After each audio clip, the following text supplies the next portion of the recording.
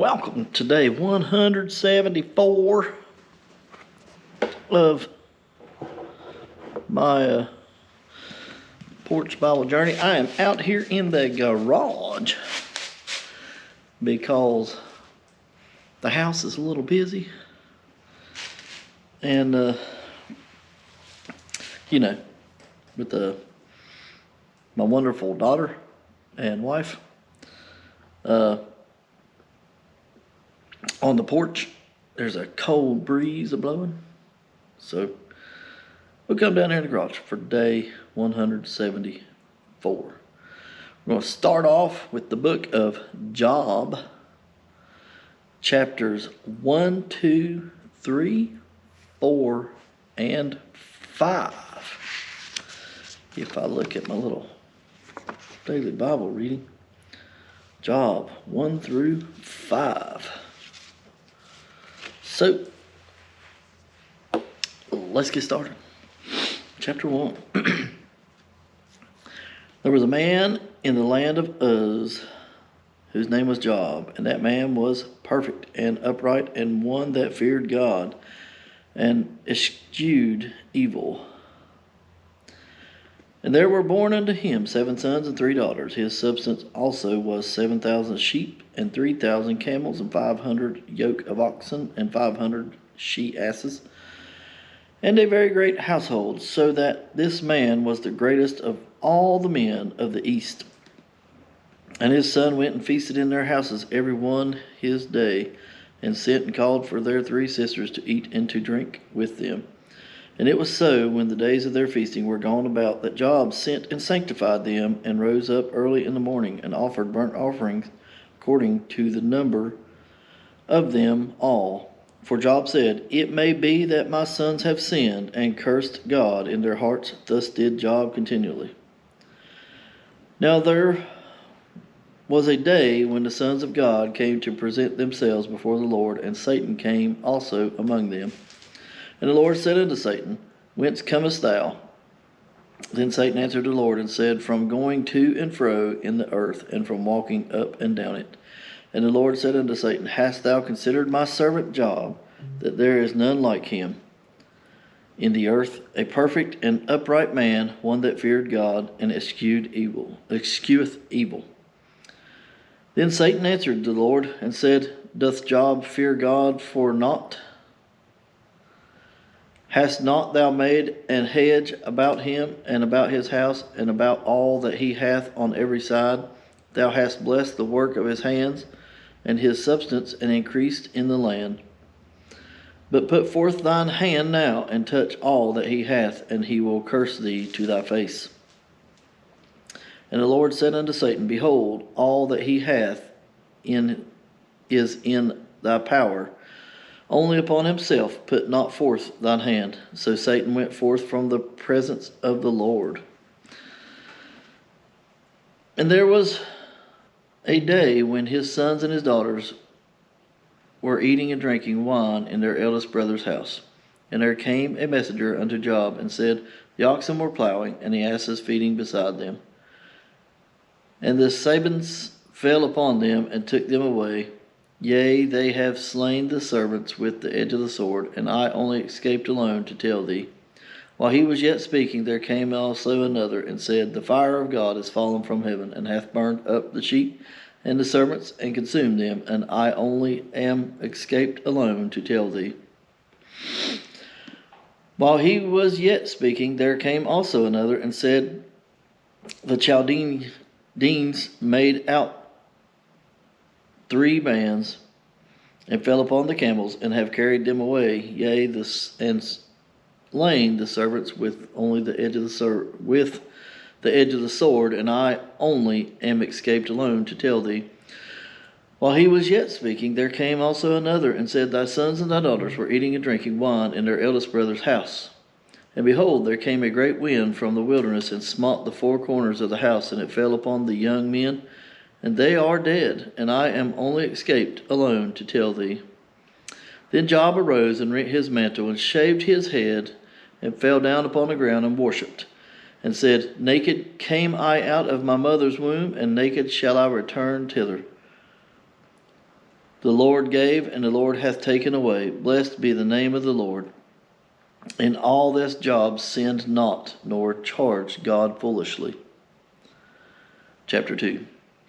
Again, there was a day when the sons of God came to present themselves before the Lord, and Satan came also among them to present himself before the Lord. And the Lord said unto Satan, From whence comest thou? And Satan answered the Lord and said, From going to and fro in the earth, and from walking up and down in it. And the Lord said unto Satan, Hast thou considered my servant Job, that there is none like him in the earth, a perfect and upright man, one that feareth God, and escheweth evil, and still he holdeth fast his integrity, although thou movest me against him to destroy him without cause. And Satan answered the Lord and said, Skin for skin, yea, all that a man hath will he give for his life. But put forth thine hand now, and touch his bone and his flesh, and he will curse thee to thy face. And the Lord said unto Satan, Behold, he is in thine hand, but saved his life. So went Satan forth from the presence of the Lord, and smote Job with sore boils from the sole of his foot unto his crown. And he took him a potsherd to scrape himself withal, and he sat down among the ashes. And said his wife unto him, Dost thou still retain thine integrity? Curse God and die. But he said unto her, Thou speakest as one of the foolish women speaketh. What? Shall we receive good at the hand of God, and shall we not receive evil? In all this did not Job sin with his lips. Now when Job's 3 friends heard of all this evil that was come upon him, they came every one from his own place. Eliphaz the Temanite, and Bildad the Shuhite, and Zophar the Namathite. For they had made an appointment together to come to mourn with him and to comfort him. And when they lifted up their eyes afar off, and knew him not, they lifted up their voice and wept. And they rent every one his mantle, and sprinkled dust upon their heads toward the heavens. So they sat down with him upon the ground 7 days and 7 nights, and none spake a word unto him, for they saw that his grief was very great. Chapter 3. After this opened Job his mouth and cursed his day, and Job spake and said, Let the day perish wherein I was born, and the night in which it was said, There is a man-child conceived. Let that day be darkness. Let not God regard it from above, neither let the light shine upon it. Let darkness and the shadow of death stain it. Let a cloud dwell upon it. Let the blackness of the day terrify it. As for that night, let darkness seize upon it. Let it not be joined unto the days of the year. Let it not come into the number of the months. Lo, let that night be solitary. Let no joyful voice come therein. Let them curse it that curse the day, who are ready to raise up their mourning. Let the stars of the twilight thereof be dark. Let it look for light, but have none.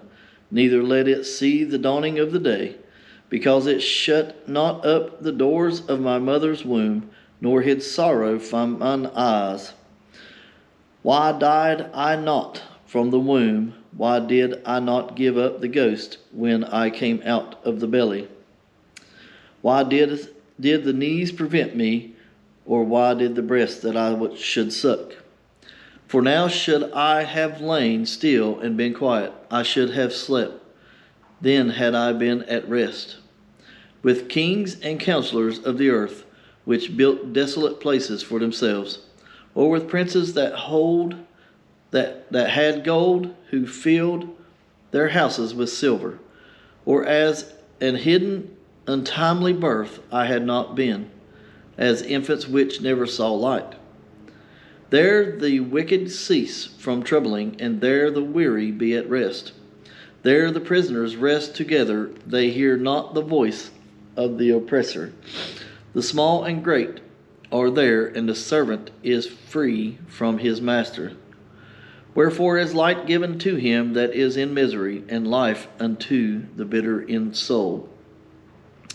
For which long for death, but it cometh not, and dig for it more than for hid treasures, which rejoice exceedingly, and are glad when they can find the grave. Why is light given to a man whose way is hid, and whom God hath hedged in? For my sighing cometh before I eat, and my roarings are poured out like the waters. For the thing which I greatly feared is come upon me, and that which I was afraid of is come unto me. I was not in safety, neither had I rest, neither was I quiet, yet trouble came. Chapter 4. Then Eliphaz the Temanite answered and said, If we essay to commune with thee, wilt thou be grieved? But who can withhold himself from speaking? Behold, thou hast instructed many, and thou hast strengthened the weak hands. Thy words have upholden him that was falling, and thou hast strengthened the feeble knees. But now it is come upon thee, and thou faintest. It toucheth thee, and thou art troubled. Is not this thy fear? Cut off for some reason. No. Is not this thy fear, thy confidence, thy hope, and the uprightness of thy ways? Remember, I pray thee, whoever perished, being innocent, or where were the righteous cut off? Even as I have seen, they that plow iniquity and sow wickedness reap the same. By the blast of God they perish, and by the breath of his nostrils they are consumed. The roaring of the lion, and the voice of the fierce lion, and the teeth of the young lions are broken. The old lion perished for lack of prey, and the stout lion's whelps are scattered abroad. Now a thing was secretly brought to me, and mine ear received a little thereof. In thoughts from the visions of the night, when deep sleep falleth on men, fear came upon me, and trembling, which made all my bones to shake. Then a spirit passed before my face, the hair of my flesh stood up. It stood still, but I could not discern the form thereof. An image was before mine eyes, there was silence, and I heard a voice saying, Shall mortal man be more just than God? Shall a man be more pure than his Maker? Behold, he put no trust in his servants, and his angels he charged with folly. How much less in them that dwell in the houses of clay, whose foundation is in the dust, which are crushed before the moth. They are destroyed from morning to evening. They perish forever without any regarding it. Doth not their excellency which is in them go away? They die even without wisdom. Chapter 5. Call now, if there be any that will answer thee, and to which of the saints wilt thou turn? For wrath killeth the foolish man, and envy slayeth the silly one. I have seen the foolish taking root, but suddenly I cursed his habitation. His children are far from safety, and they are crushed in the gate, neither is there any to deliver them. Whose harvest the hungry earth eateth up, and taketh it even out of the thorns, and the robber swalloweth up their substance. Although affliction cometh not forth to the dust, neither doth trouble spring out of the ground. Yet man is born unto trouble as the sparks fly upward. I would seek unto God, and unto God would I commit my cause, which doeth great things and unsearchable, marvelous things without number. Who giveth rain upon the earth, and sendeth waters upon the fields, to set up high on those that be low, that those which mourn may be exalted to safety. He disappointeth the devices of the crafty, so that their hands cannot perform their enterprise. He taketh the wise in their own craftiness, and the counsel of the froward is carried headlong. They meet with darkness in the daytime and grope in the noonday as in the night. But he saveth the poor from the sword, from their mouth, and from the hand of the mighty. So the poor hath hope, and iniquity stoppeth their mouth. Behold, happy is the man whom God correcteth. Therefore despise not thou that chastening of the Almighty. For he maketh sore and bindeth up. He woundeth, and his hands make whole. He shall deliver thee in 6 troubles. Yea, in 7 there shall no evil touch thee. In famine he shall redeem thee from death, and in war from the power of the sword. Thou shalt be hid from the scourge of the tongue, neither shalt thou be afraid of destruction when it cometh. At destruction and famine thou shalt laugh, neither shalt thou be afraid of the beasts of the earth. For thou shalt be in league with the stones of the field, and the beasts of the field shall be at peace with thee. And thou shalt know that thy tabernacle shall be in peace, and thou shalt visit thy habitation, and shalt not sin. Thou shalt know also that thy seed shall be great, and thine offspring as the grass of the earth. Thou shalt come to thy grave in a full age, like as a shock of corn cometh in his season. Lo, this we have searched it, so it is. Hear it, and know thou it for thy good. All right. Well, that's all I got for today.